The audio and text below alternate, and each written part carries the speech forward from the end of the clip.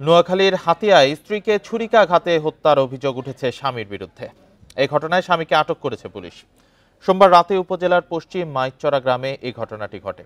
Police জানায় 4 বছর আগে পশ্চিম মাইকচরা গ্রামের রিনা আক্তারের সাথে খুলনা জেলার রাজাপুর গ্রামের ফার্নিচার মিস্ত্রি নাহিদ হোসেনের বিয়ে হয়। 10-12 দিন আগে শ্বশুর বাড়িতে স্ত্রী ও ছেলেকে নিয়ে বেড়াতে আসেন। সোমবার সন্ধ্যায় শ্বশুর বাড়ি থেকে স্থানীয় চরচেঙ্গা বাজারে গিয়ে ফার্মেসি থেকে ঘুমের ওষুধ কিনে সেবন করেন। পরে নেশাগ্রস্ত অবস্থায় রাত 9টার দিকে বাড়িতে ফিরে স্ত্রী রিনা আক্তারের সাথে কথা কাটাকাটি ও মারামারি হয়। এর এক পর্যায়ে স্ত্রীকে ছুরিকাঘাত করলে ঘটনাস্থলেই তার মৃত্যু হয়।